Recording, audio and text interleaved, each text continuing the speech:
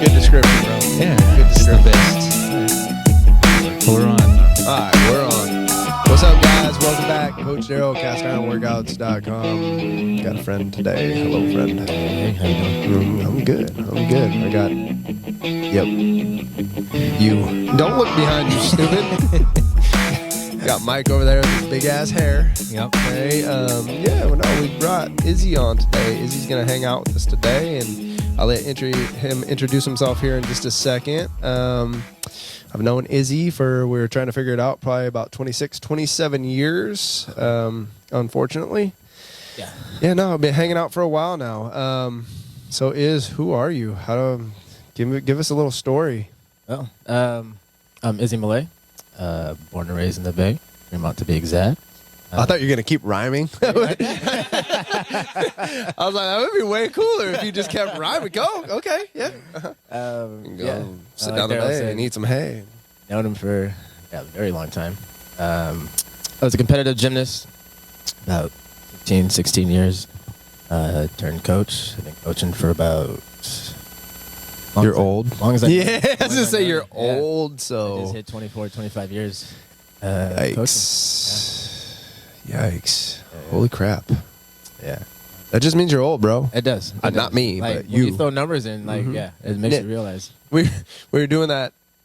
I think it was last episode I'm talking. I'm like, oh, yeah. I've been training people for 22, 23 years now. Right. Like, how the hell did that happen? Like, Right. It's scary, right? You start throwing shit like that around. It is. Yeah, so And then especially because I told you I was going to one of my former kids, not a kid anymore, but he's he's like 26. a grown-ass man. Grown-ass man. His wedding, right? And Yeah. I've known him since he was like 10. And so like, I'm like, man, you're getting married. Bro, you want to hear? Yeah, I'm gonna one up you. Okay, I'm gonna one up you. So Dalton's playing baseball, little league. They win a game.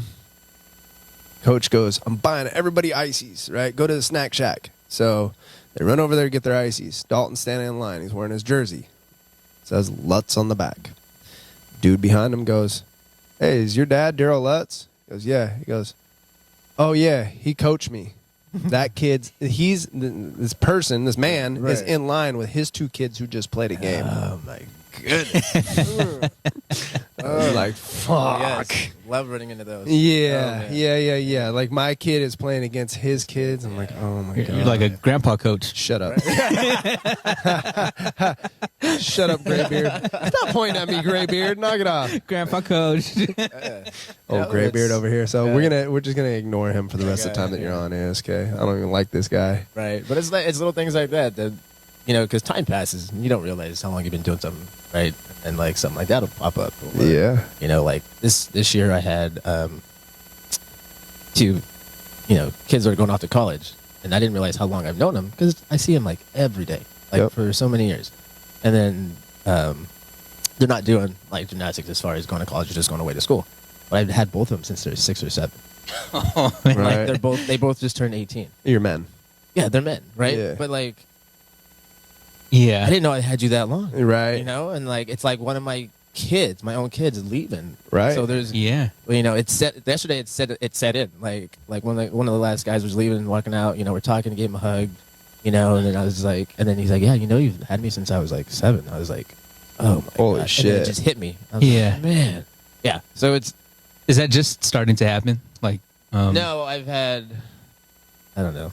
Well, At this gym, right? at this gym, like I competed at Top Flight and then just became a coach there, and so I've had kids from that gym that followed me over to this other gym. This is like second generation of kids that you ran through. Yeah, so it's my second generation of kids. Yeah. Yeah. And then with one of the other one of the guys that's leaving, I went through like.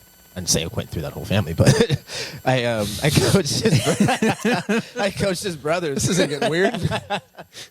So he's got 2 older brothers, and I coached them. Yeah. And they went, all through middle school, high school. They graduated. Same thing. Wow. So that's probably the first family of kids family that I. Yeah. Yeah. It's a trip, right? Yeah, it's a trip. It's a real trip, man. Yeah. It's crazy. Just wait, because you know what's coming next is you're going to be Their coaching kids. their kids. Yeah. That's gonna be Yeah. weird. Yeah, That's gonna be weird. And it's been weird because I have like 2 teammates that I competed with, and they're probably a couple years younger than me, but now I'm coaching their kids, and their kids are like 5 or 6. Yeah, so they're sitting in the stands, and I'm looking at them, I'm looking at their kids. I was like, oh yeah, you guys are dads. Yeah, your Oh, dad wow. used to do this. Oh, yeah. You can see like the habits and the totally habits, their bodies that they So inherited. I got one friend who's there, and he's got a son and daughter. Daughter's probably a year older than son. So this daughter's is the gung ho, no fear, flexible kind of kid, and the son is this beastly tight little kid, but is scared of a leaf, right? So what type of gymnastics wise coaching? What type of movements are there that you're coaching or helping the kids with? It just depends on levels, because I coach from like preschool, like 4 or 5-year-olds through the whole rec program, through competitive kids up till 18, until they go away to college. We have kids that come back from college and train with us and stuff. So it's your basic gymnastics to your elite, most Yeah, high-level you guys. skills. I mean, you guys just got done with the whole circuit of competition season too, right? Yeah. Like within the last month. Yeah, in May. So like you were in Florida? Yeah. You're in Yeah. Florida for nationals, Right. right? Like Right, this right. is like talking like elite of Yeah. elite, right? So yeah, I know. I mean, that's pretty high level stuff, Yeah. right? Yeah, So like national team members and so forth. Yeah. yeah, so there's pretty wide range, right? it's So, a huge range. Yeah. Yeah. So like with coaching, right? You've been doing this for how long? I want to hear you say it again. About 25 years. Yeah, old 24 years. motherfucker. Yeah. Yeah. So with that, right? As a coach, because I know what it's been like. My journey's been like. How hard was it for you, like when you first started coaching, to actually coach somebody on something that you had done for so long, right? How hard was it to like now go to the dark side and like try and explain? What was that transition like for you? Yeah. Was it hard? You know what? It was, certain things were hard and certain things were easy. So whatever I was, I guess, good at or understood, it was pretty easy and comfortable, Okay. because I could take them through drills and steps, and then I know what it feels like to do whatever I'm teaching you.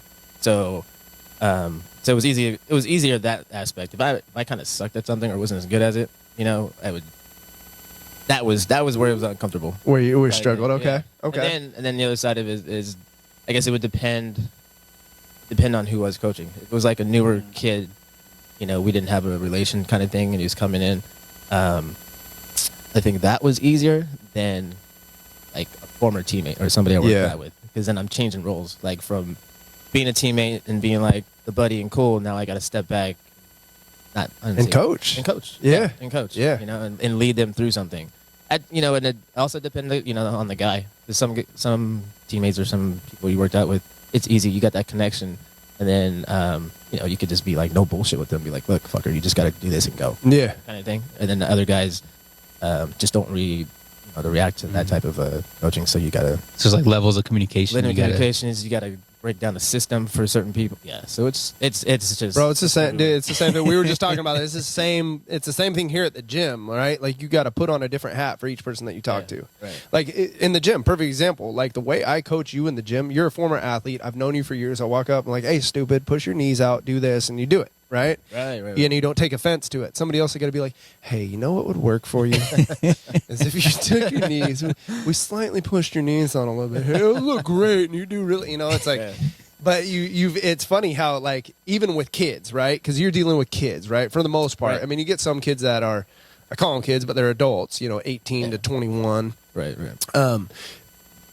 But you get such varying personalities even at that age. And you know who you have to, that's the hard part about coaching in general, right? Is like you have to learn who you can coach which way, who you can't. Like, you got to learn those personalities, man. Exactly. And you got kids that learn. They're either cerebral or kids that are visual. Yep. Right? So that's your two major ones. So I got kids where are super geniusly smart, and I gotta like go to the mind and like break it down a certain way. And there's kids where I might have to jump up and break it, jump And up do and show it. them. Yeah, or I'll have someone demonstrate it. I was like, okay, this right, or like now it's easier with cell phones. Like I can just record it. Like here, watch it, Right. because I could tell you like 1,000 times. I can even maybe show you. Okay, when you're coming up here, your arm's doing this instead of doing this. Oh, okay, but then they'll just 3-4 turns later, it's the same mistake. I'm like, here, just watch it. Yep. Oh, I didn't know I was doing that. I was like, yeah, that's what I'm telling you. Yeah, dude. See, and that's But it's- something that helped me a lot. Like when I was coaching people like on Olympic lifts, right? Because now we're Right. getting technical, Yeah, right? Because super a lot technical. of stuff that you're doing like on the bars and on the rings and on the P-bar, it's super technical movement, right? So it's Olympic lifting, very similar in that sense, right? Where it's like a millimeter off, you're screwed, Right. Right? And I'm like, Right, well, right, no, right. you're trying to drive too fast, and you're not getting your full extension or whatever. And they're like, well, I don't understand it. Cool, do a couple. Now I have my phone out, I record them. Let's put this bitch in slow mo, Right. and now I can show you. For a lot of people, that's a huge help. And it's funny because you think back 25 years ago, you didn't have that. Didn't have that. Right? So Yeah. you're trying to figure out like every Uh-huh. coaching cue you could ever think of, right? And that's technology, right? Huh? Yeah. I mean, but seriously, like Yeah. as a coach, how grateful are you to have that tool now? So grateful. So Right? grateful. Because when I was coming up, we didn't have that. I think right before. Rewind the VHS is rewind. Two weeks later. This VHS player doesn't have Right, slow mo, so right. hold on, pause. So see? towards the end of like my competing years, like TiVo came out. Mm-hmm. I don't remember what TiVo is. So, Yeah. yeah. So Yep. you can watch something and go back record it, go back like 10 seconds, so it comes up. So then we would have TV set up, a couple of TVs like on this big old stand. Crap.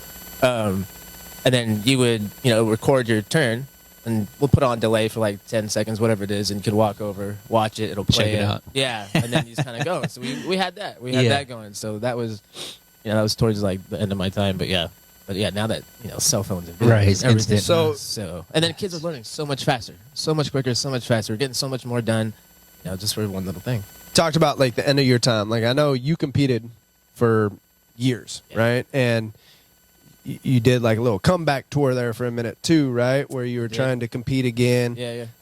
How old were you when you stopped? When you went, okay, it's time to hang it up. How old were you when you finally stopped competing?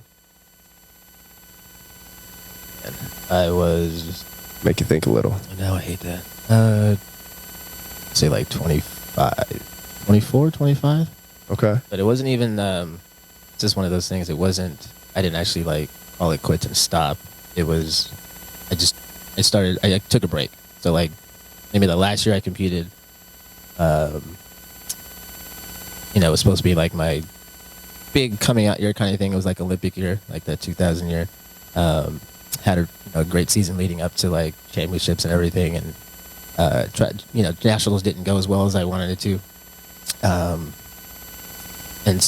it was a big thing. Like my coach was leaving, he was switching, he was going to another country, take over their program, and then I stayed back, just reevaluated life and stuff like that, and that's where coaching came in, where I just kind of stepped in and helped like the younger guys that were coming up. We had like those juniors and seniors that were getting ready to go to college. The other coach that we had wasn't familiar with our system, a foreign coach, but he was with us for like a long time.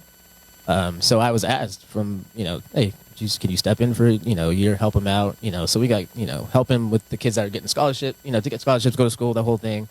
And then, it just one of those things, it turned into like, help these guys out. All right, can you cover this class? All right, can you do this? And then next thing you know, I'm like 3-4 years into like coaching, and then I got the itch. I got the itch and just try to do a little comeback kind of thing. And then, it just wasn't panning out. And I think I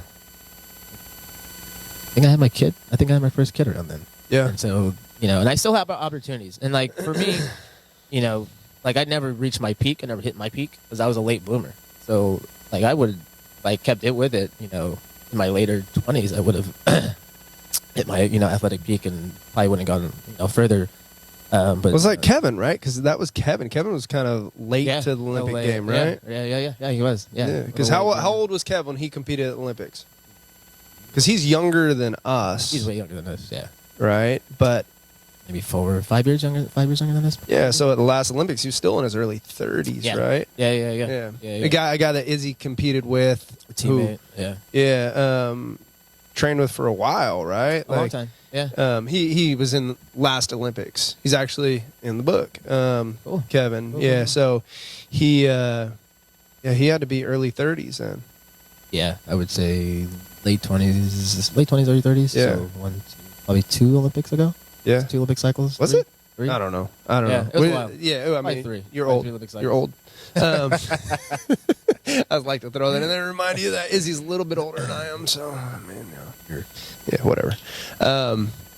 Yeah, man. So I know like that competition bug. And the reason why I asked is I can remember this. That's when I had the gym started. I was at Top Flight, with my little gym studio upstairs inside of Top Flight. So I used to see Izzy every single day, right? Like and that was right about the time where you were leaving Top Flight, transitioning out. But that's when I remember you were on that last comeback kick of like, hey, I'm gonna give this one last push type of thing. And you were training pretty hard at that time. Yeah. And you work out too, lift some weights upstairs with me, and we get chased by the cops.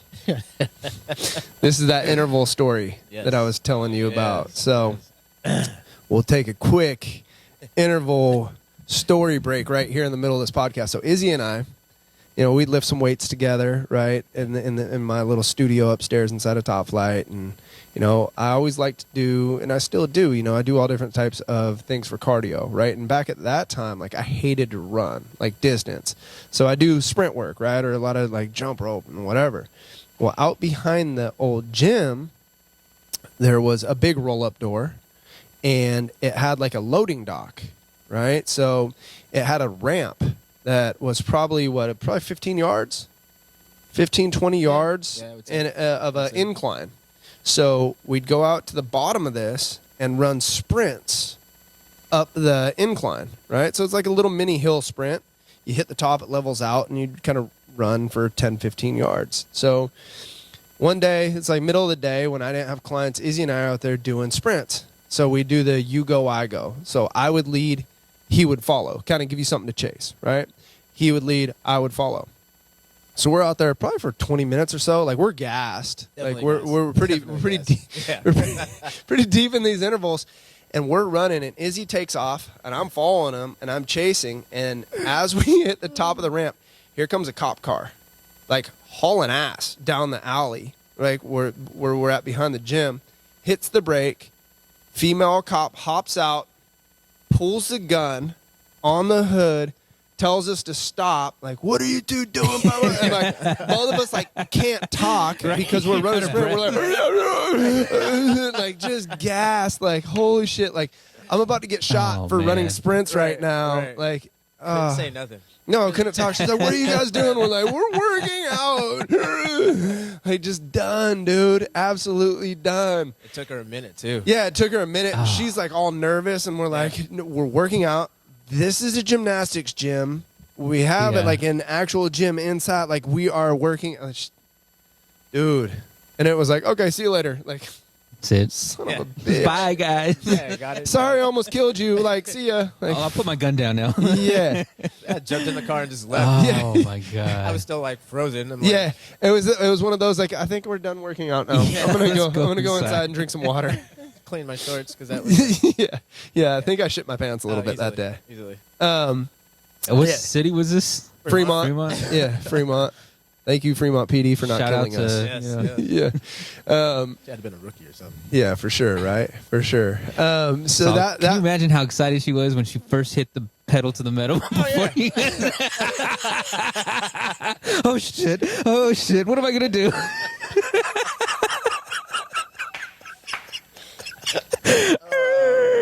Yeah. What are you guys guys doing? right? And, like, I can't even think about anybody complaining. Like, Well, that's what I'm thinking too. to get a call. 'Cause there's like businesses, there's already cars parked. Right. It was building. Renee with the hair salon 2 doors down. Like, I knew all those chicks. Yeah, like, there's they're cars, not. all their cars are back there. There's an Right. apartment Yeah. building. Like, there's a wall in the apartment building. Like, Right. adjacent. They know you guys are there. Yeah. Yeah. So yeah, Yeah.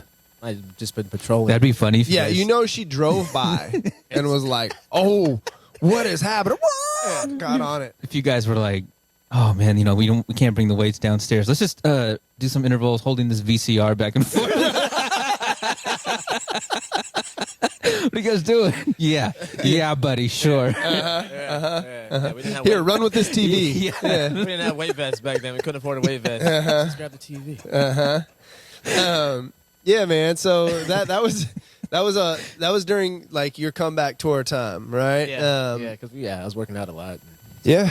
No, I remember you training quite a bit, man. Like putting in a lot of time and it was always that down times during like, gymnastics hours, and I know I would have my football guys in there and stuff. And yeah, a lot of hours put in. Like when you were training, like in your heyday, and we'll get into like training you as a coach, training people now, but like in your heyday, right? Like when you were at your most elite level, tell us about like the amount of time like you were training each day.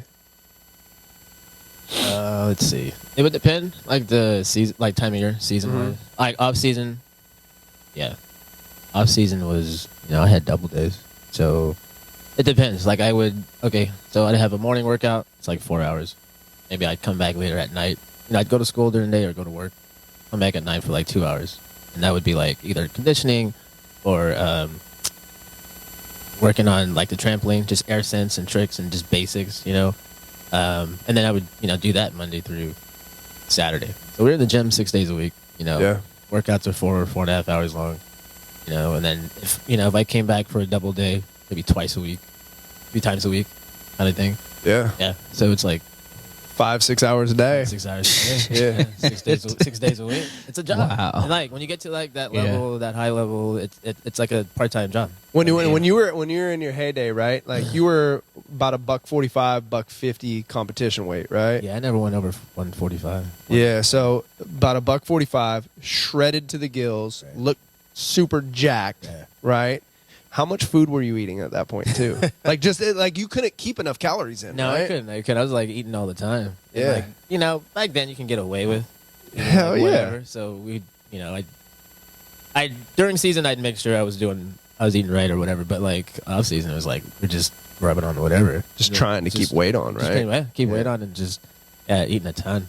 Because I can remember that like with you, with Tom, even with Jay, and Jay didn't compete when he was that old. Yeah, right. Right. But I can remember like with you and with Tom especially, like I'm like, I like these little guys. These fools can eat. Like these guys will keep up, and like just the dirtiest of dirty foods. Like because I was still playing football competitively at the time, right? So I'm like, these little dudes can eat. I like them. Like just putting food down. That's the only time I could keep up with you. Yeah, Yeah. it's so much food, man.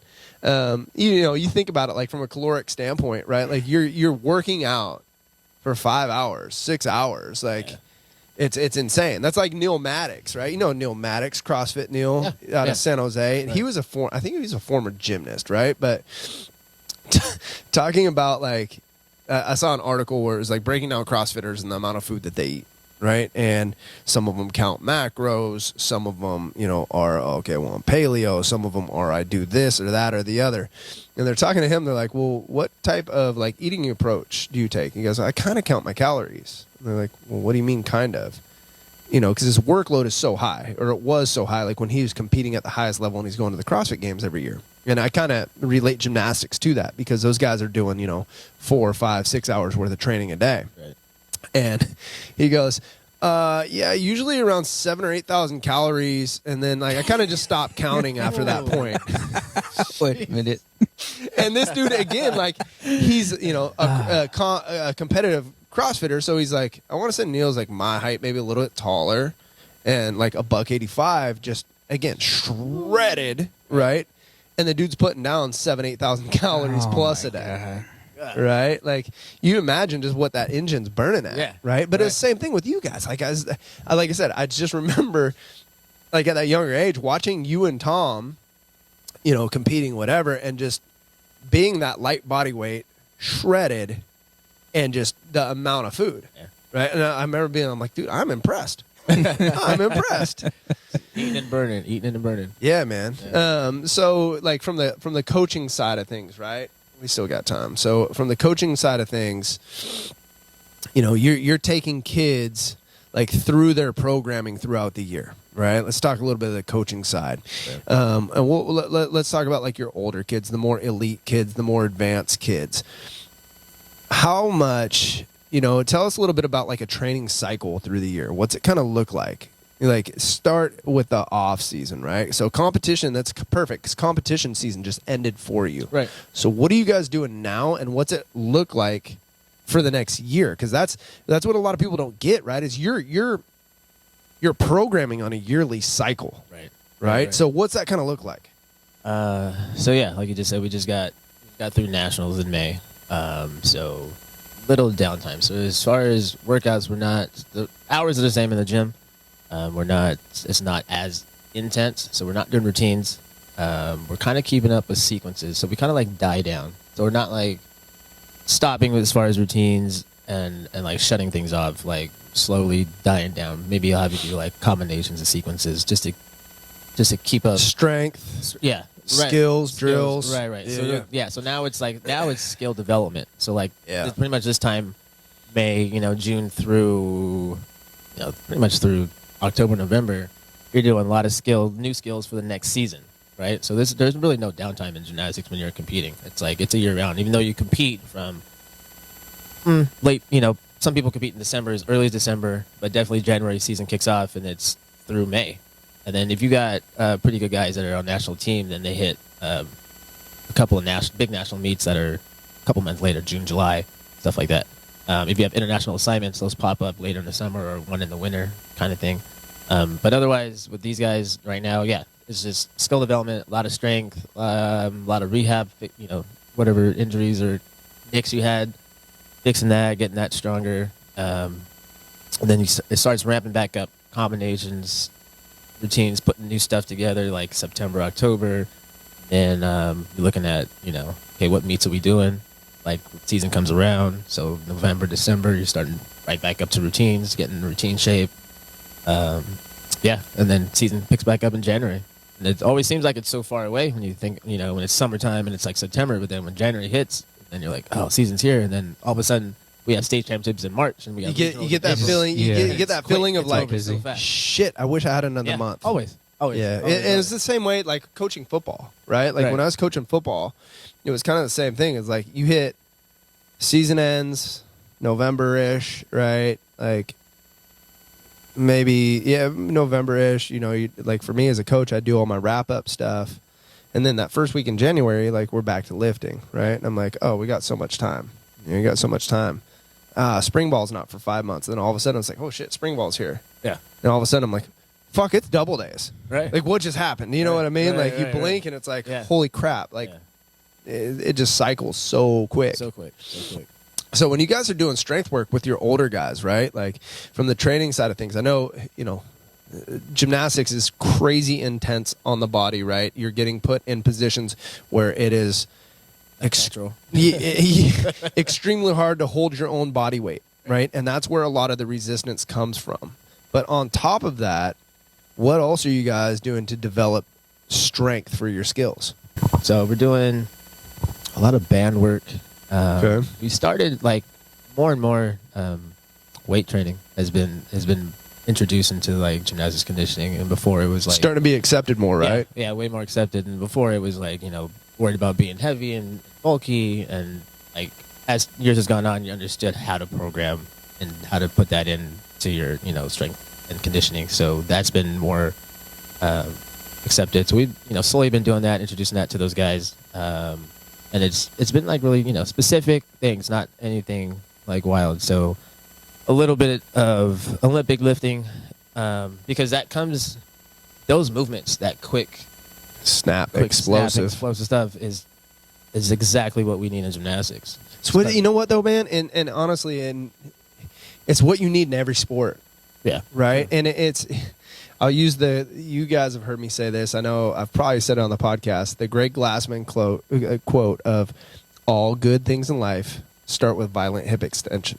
Right. And that's especially true like with the Olympic lifts, right? Everything is bam, it's a snap, it's here, it's quick, it's explosive. And you really think about any sport, you should be doing Olympic lifts for it. Yeah. Now, I probably don't need you to like do a full snatch, but like a power snatch, a power clean, right. You know, like things like that are so great for athletic development, you know? So sure. anyways, back to your training. So you guys are incorporating a little bit of that stuff now. That, you know, a lot of band workouts, besides like the body weight. Then it gets specific with positions, certain positions for certain strength moves, certain skills. A lot of plyometrics is also involved. And then just, try to incorporate that, and just we have light weeks, heavy weeks, medium weeks as far as strength training plans.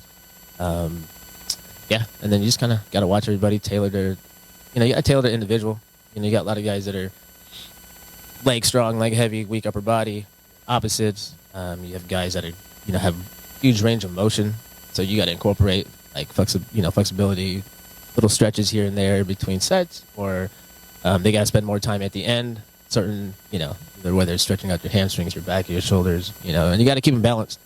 Yeah. And then I like to train my guys just like athletes, like more of athletes. So like with my conditioning or my warm ups, like I'll have a variation of like workouts, because I just like doing on the side and having working out with you and stuff like that. I realize like there's just more benefit to having an overall base, like a stronger base, like all around, than just one specific thing. Like instead of getting super sport specific, right? Yeah. And I've found that, and I could see that, like the kids that are more athletic, like are just so much, progress so much faster, and like can handle like every part of it. Well, it's funny too, because you start to see that more, or I start to see that more and more, and I know you do. You're in touch with the gymnastics world, and you follow a lot of different people training wise, and you follow even different sports, right? And that's something that you see more and more throughout sports now, is it used to be super sport specific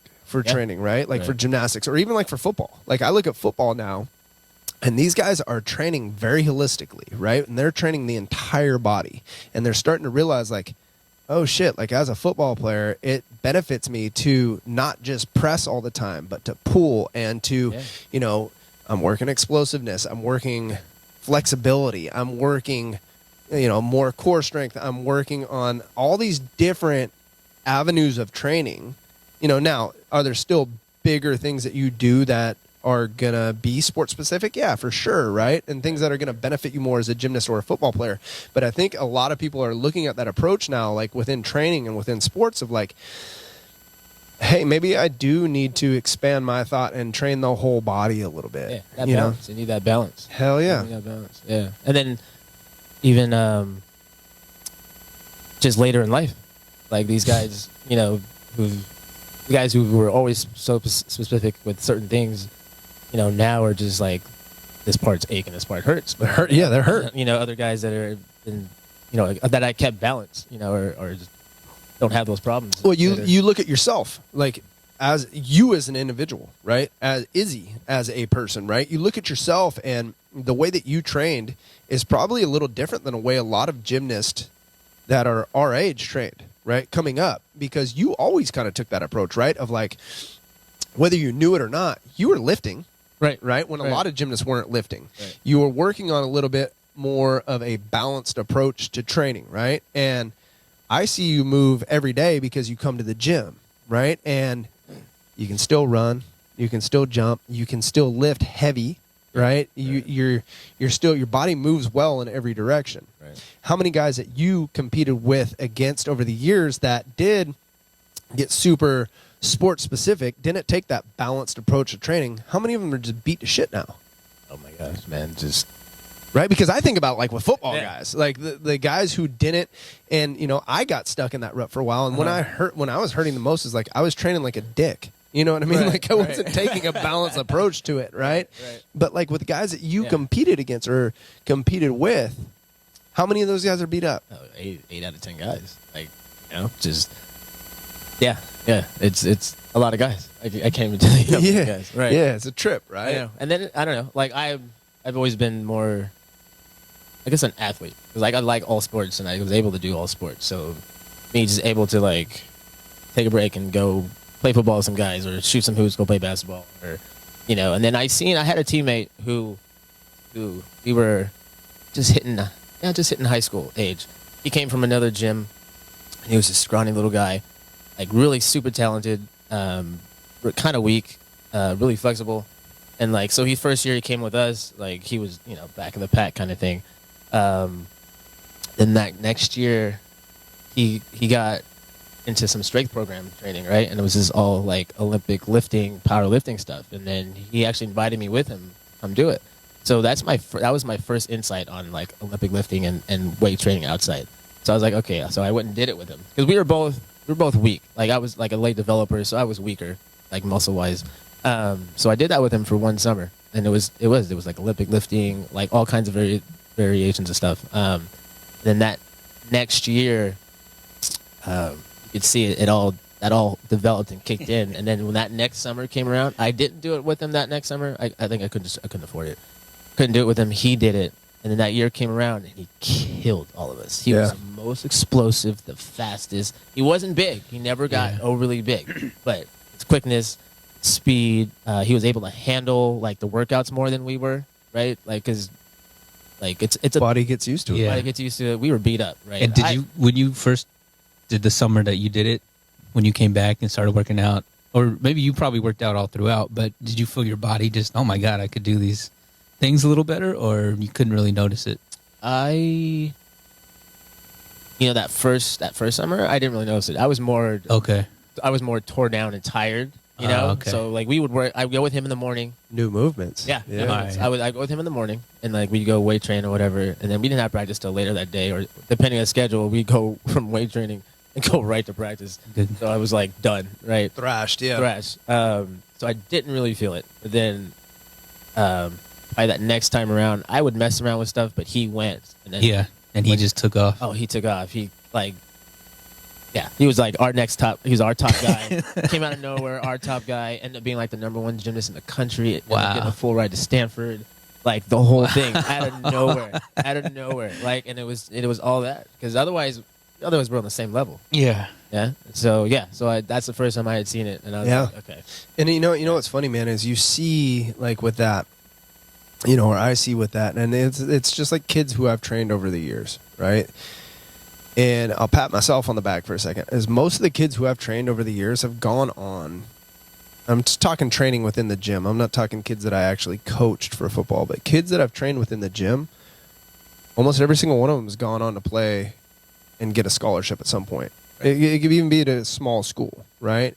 And most of these guys, it's because they're developing that little bit extra strength, right? Mm-hmm. And even with the way like you guys were lifting, whatever you're doing, this extra work, it can even be at a moderate level of training, right? And what I mean by that is I see all the time, like I got one kid in particular that I think of.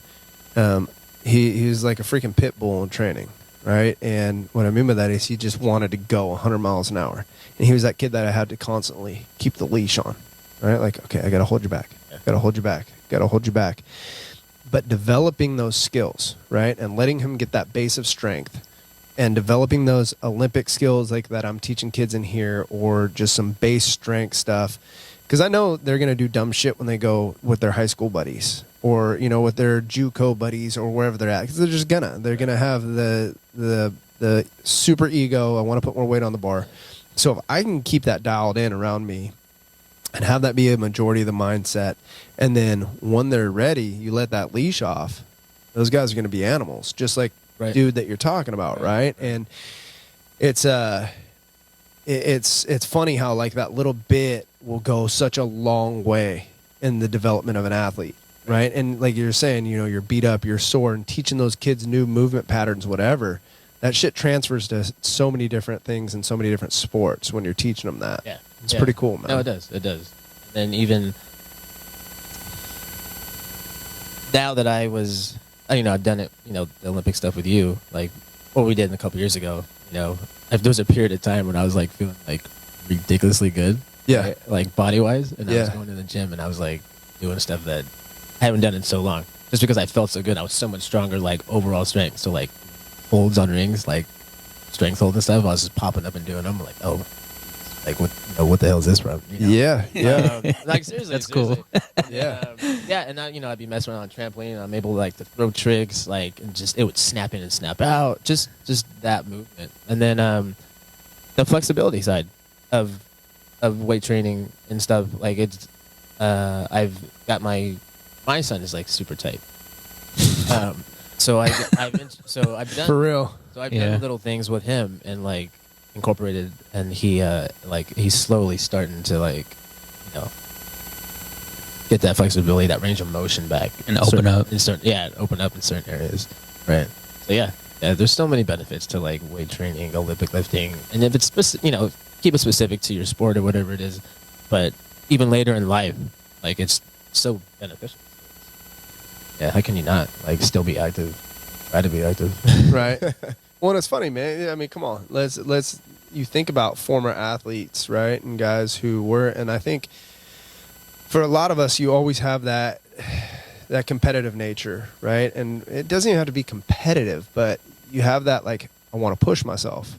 It's you don't see a lot of guys. It's either one or the other. It's they either still want to train semi-hard, push themselves, get a little kick in the ass, or they go the complete opposite of like, I ain't doing shit ever again. Right. Right. Like Tom Bro, right? Like Tom Bro's a perfect example of that. Right. Tom Bro's like, I'm not fucking doing nothing. I'm gonna eat and hang out, and drink some beers. Right. But it's funny, like even like with a guy like Tom, because I've seen him do it over the years. Is like once you scratch a little bit of that itch, it's go time. It's go time. Like, and it's like all of a sudden you're like, I need to push it. Man, I need to push a little bit more. Right. Maybe I'll go back to the gym later today. Maybe I'll go for a run too. Like, Yeah, man. Yeah. And that's one of the things like I tell, like, especially the kids I just left me that aren't continuing gymnastics in this college is like stay active. Like you don't understand right now, but all these years you put in the gym as far as gymnastics goes, no matter what you do as you go on, your body is so conditioned. Like, and it's like you're just jump into something and then just go and just keep active, just stay active. And for you guys, you're only 18, 19. You're not even close to like your athletic peak. And at that age too, it doesn't even have to be a lot. No, I told them, it's like, it doesn't have to be a lot. Just, jog around, play some ball, like, hit a little weights every like couple times a week, but just keep your body going. Like, and I told them, like, don't stop. Like, because they were still working out like 4 hours, through this whole time up until like 2 days ago. And that's why I said, like, don't just stop right away and don't shut your down. body's gonna like, it's hard for your body to like process that. Yeah. You've been doing the routine for so long, for so many years. Like, don't just slowly like taper off if you're gonna. Yeah. Yeah. Then don't eat like you're still training 6 hours a day. Yeah, that's the other one. Right. Yeah, man. I know that's a tough one for a lot of people, dude. Is like gymnastics or whatever. They're playing competitive sports and competing at a high level, and all of a sudden they're like, all right, I'm done. And it's like they shut it down for a minute, and they still eat like they're still training like that. And then all of a sudden you see them like, what the hell happened to you? You can't. Right. Yeah, man. Yeah. I was gonna say, talking about people who stop. I think of Jerry Rice. I've been watching Peyton's Places, and that guy's still running his hill. Yeah. And I think that he's pretty incredible. Right. And then you see him Crazy. work out with these younger guys, and he's still out working them. Hell yeah. And then even when he was, drafted, not the fastest guy, Right. at the draft, and his work ethic, just his body, he just puts himself in a position to endure, and kind of outlast. It's that David Goggins mindset, bro. Yeah. It is. It's that type of mindset, right? And you kind of have to take that approach, And what's funny is it's coming up here in a couple weeks, right? My birthday, but I do that every year. And I pick something shitty and harder to do every year on my birthday than I did the year before. Right? I do. And it's a test, right? It's a challenge. It's like, okay, you're fighting, age. You're fighting what should be happening to you. You're fighting that decline. And for me, it's that mental of like each year, that's my goal every year. Everybody said, they have their New Year's resolution. Mine comes on my birthday, and it's to be faster, stronger, in better shape, and a better mindset than I was the year before come my birthday next year. Right? And that approach is, I don't know, man, like I think that's something that you really need to adapt and take into, and and that's like, I look at guys like Jerry Rice, and that's who I use as like motivation, because I'm like, Jerry Rice is damn near, what, 60? It's got to be Easily, that, right? right? I don't know. Think about it. He's got to be. 60. He's got to be at least close to it, late 50s. Yeah. Right? Like, I'm like, if that dude's pushing like that, I ain't got no damn excuse. Wow, seriously. Right? Yeah. I don't want to go run his hills with him. I'll let him do it. Like, I want to run his hill. Not every I do. day, Hey, come on, man. Secretly, I do. Like, Yeah. Right. like I want to throw up next to I Jerry think it's Rice. 2 miles or something like that. Yeah, it's yeah. Yeah. I'm down to go throw up next to Jerry Rice. I'm not scared. might scary. see him up there. Yeah. I've been watching a lot of Peyton Manning, his TV show where he's going around. Right. Marshawn Lynch is another guy, man. Retired. Okay, I'll come back. Yeah. Retired. Right. Seattle gives him a call. He's like, okay, I'll go back. Yeah. Give me some Skittles and we're good. Yeah. But like, man, especially football. That's hard. You coming out of retirement to play football twice? Whew. Yeah. There's a running back. That's a beating. Well, and you talk about like, especially as a running back, right? Because everybody looks at like running backs around the league, right? You look at like Ezekiel Elliott, or you look at Todd Gurley, or guys like that, that had these huge names that are coming up, right? Or Derrick Henry, or whoever, and you think about it, like those names that I just threw out there, those guys have only been around for about 5 years. The lifespan of a running back in the league is like, honestly, I think it's like 2 years. Like guys, football in general is 2.5. Average, yeah, but right? especially like with running backs, So it's below average. The career Yeah. expectancy is like none, right? Because those guys take such a fucking beating all the time, right? They're just getting their asses stomped and handed to them constantly, right? You're running into fucking brick walls. Repeatedly. Repeatedly, yeah. Like you are running into brick walls. So those guys that are getting past that point of the Ezekiel Elliott, Derrick Henry, I'm using those guys because they're like at that breaking point, at like that 5 year. Yeah. Once you start extending past that, like those bodies are beat up. So you look at a dude like Marshawn, who played a solid 10, retired, came out of retirement, like. Dude, that's some conditioning, like whether he is actively conditioning or not. I think part of that is just a switch that he's got in his crazy mind where he can just go, I'm going to go do this. And we're going to see what happens. Right. Like, but dude, that's nuts. Because he still made plays when he was with the Raiders. This is nuts. It's crazy. Jerry Rice is going to be 59 in October. See, I was close. Yeah. I was close. Yeah. And it's funny, he doesn't look like it, man. He doesn't look like it. No. Yeah, it's a trip, dude. It's a trip to see some of these guys. You remember Darrell Green? Yeah. Played cornerback for the Redskins. Right. Fastest man in the NFL for like however many years. Yeah. The one that impressed me, this had to be like 5 years ago or something. I saw him. It was like on his 45th birthday or something like that, 50th birthday. Maybe it was his 50th birthday, something like that. Because he's around that Jerry Rice age, maybe a little bit younger. Okay. Came out and he said, I'm going to run a 40 on my birthday. And he still ran like a 4.5. Yeah. And then everybody's like, that was, and they were saying that was faster than like 64% or something like that of like the active cornerbacks in the NFL. And I think it was his 50th birthday. And everybody's like, holy shit. Yeah. Oh my God. To be able to do that. Right? But I mean that just shows you like those are dudes, those guys that like they're still pushing to be better even though they're retired. You know what I mean? Like I'm still gonna push myself every day. Man, you gotta take care of your body. Yeah. Oh, for sure. Right. For sure. And that natural ability's in there a little bit too. So Yeah, maybe just a little bit. just a little bit. just a little bit. Yeah. Because he was the fastest man in the NFL for like, I want to say it was like 12, 15 years. Like every year, like, oh, fastest dude in the NFL. Right. That's crazy. Right. Crazy. Got a couple more things just before we wrap up. So, like with training, you know, you were talking about earlier, like with your guys, like with yourself, you know, you talk about bumps and bruises and stuff like that. How hard is that to manage with what you guys are doing? Because, you know, like you said, the training's super intense. It's super long. You know, no matter what point in the season you're in, and I know just from being around you guys and being in a gymnastics gym for so many years, like it happens, you know, you get banged up, you get boo-boos, but there's no real time off. So what's it look like as far as recovery goes for you guys? What are you guys doing to help with recovery besides eating everything in sight?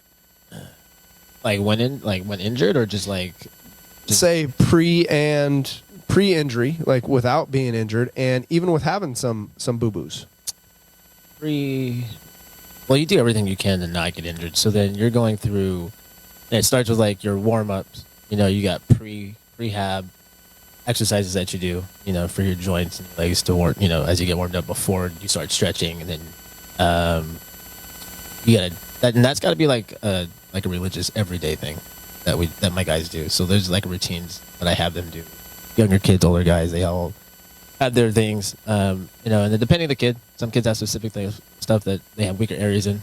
But anyway, you're doing some type of prehab before, you know, you got your workout, stretches. If you got an injury, obviously it's easy to taper off, but you know, not do anything that involves that body part.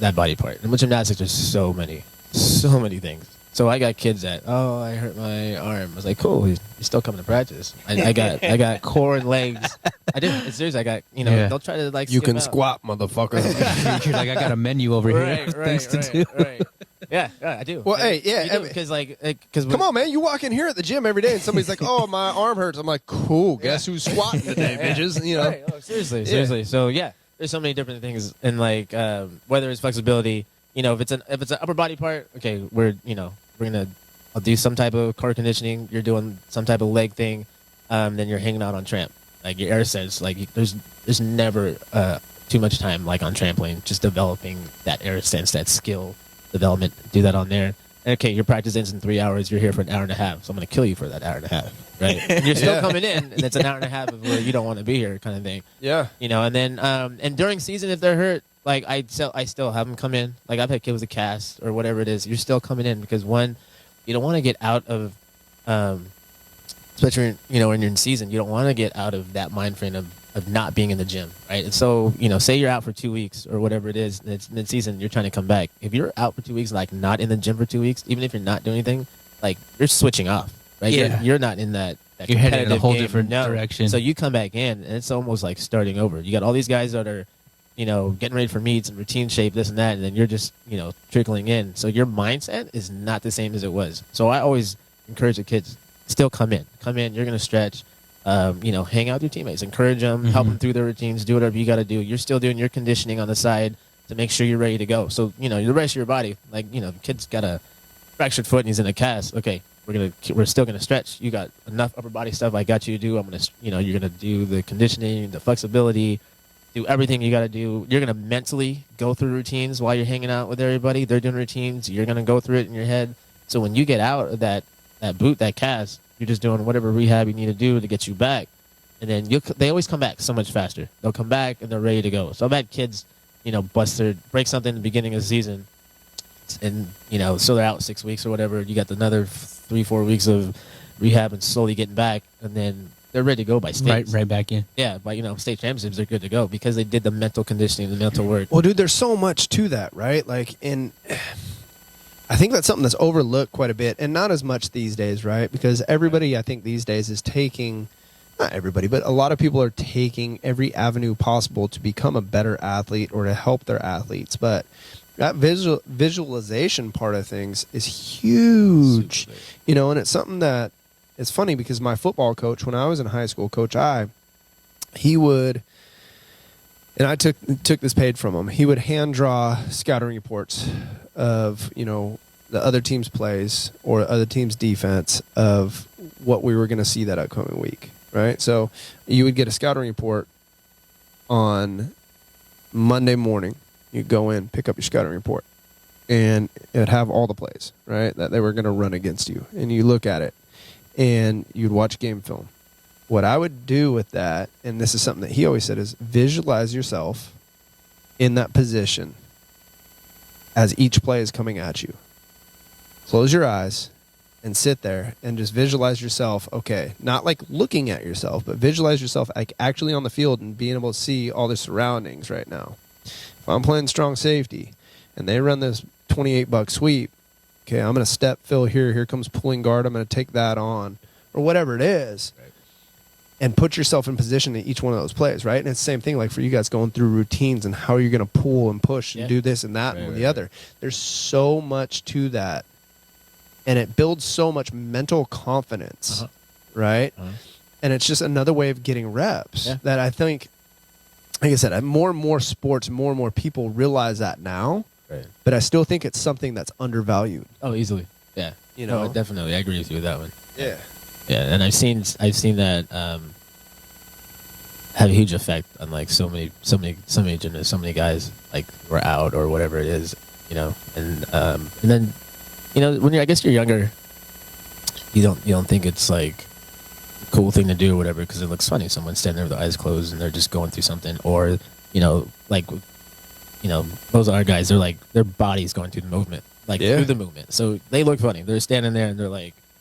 Yeah, they're moving a little bit. You know, so, so, you know, as a younger kid, you see guys do that all the time, but then, and you don't think it, you know, they think they look funny, but you don't understand, like, the whole process with it. And as you get older and understand, and then they can show it, they're able to, like, prove, like, yeah, I just did the mental, you know, and then now it's besides the mental, it's like a muscle memory thing. Yeah. And then you can just go out there, you know, salute and go. And, like, it's all in there still, right?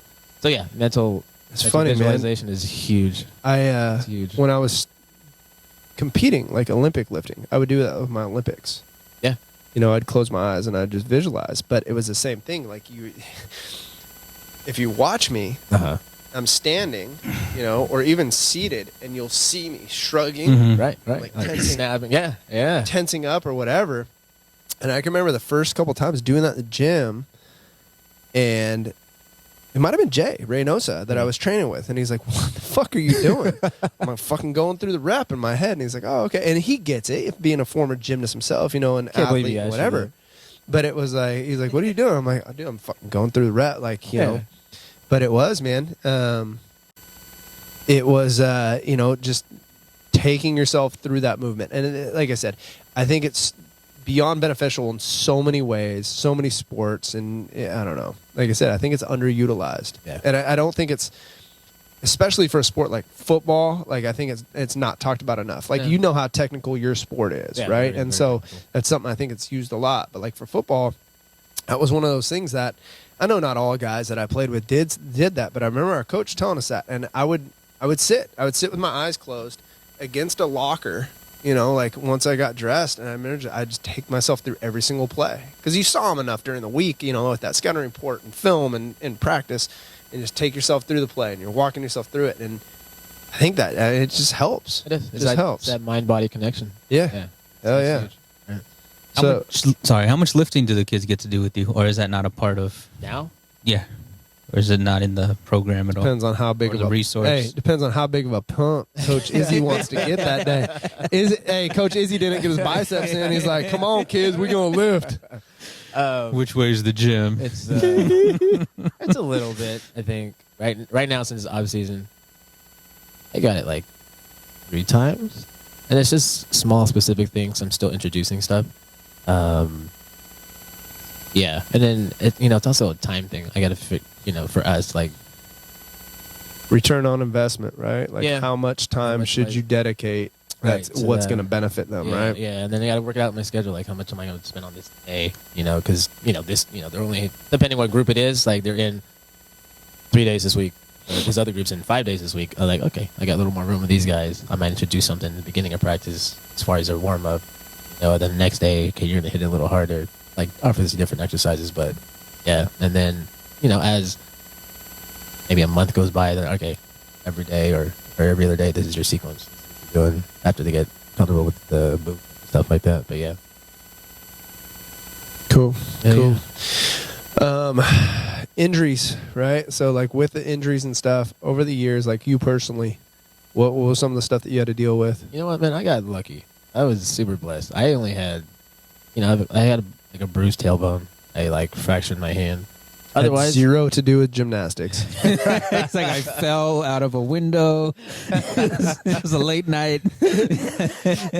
sake bombs crashing the table. Yeah, I remember that. I remember that. Well, that's a whole nother podcast boy. right there. That's a whole nother podcast. Right. Oh, was it Miyagi's? Oh, Miyagi's. Yeah. I heard it's not even there anymore, man. Yeah, man. It That's sucks. sad. That place is That's sad. There's a sushi place in Palo Alto. I we was used going to go say, to. is this the place you go and you stand on the chair? Hell yeah. That was. I think that was the night we were drinking with the Stanford football team. Oh, God. yeah. Oh no! And like we're yeah. That's pretty cool. Yeah, it's a sweet place. But no, I got lucky. I never had a major injury. Just little, tendonitis, bursitis, sub like shoulder. But otherwise, no. But I've seen teammates and other people with like big injuries. But yeah, like, and it's not like I, skirted away from certain skills or anything. I guess I was just more of a durable type of person. Because when it came to like workouts and training plans, like I think I was like one of the only guys who could stick through whatever our coach gave us, that kind of thing. And I took care of myself like outside anyway. Yeah, I was gonna say your recovery's always been good, and that's even like here at the gym, right? Like, we train and we've done different things. You've done our strength program when we were doing our strength program here at the gym. You're doing the group fitness stuff, and you take care of your body, right? So you're eating fairly decent. Yeah. Right? You're moving your body outside of the gym, like you're stretching, you're moving, you're doing all this stuff, right? You're sleeping.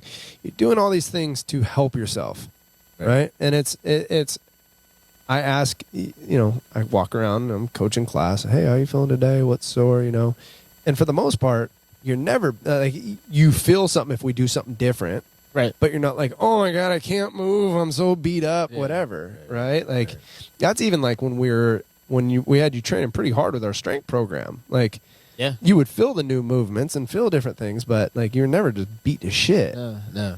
Yeah. I hate him. I hate him. I absolutely hate Izzy. He's like, I'm fine. You're like, God damn it. They were killing. Izzy and his fucking long arms. Fuck you. I get so mad every time I watch Izzy deadlift because it's like the shortest pull ever because he's got long ass arms. Him and Jay, from these assholes hanging from rings and bars for so long, their arms are all stretched out. They do a deadlift and like, ming. I'm like, shh. Go away. It's all right. Go away. I hate you.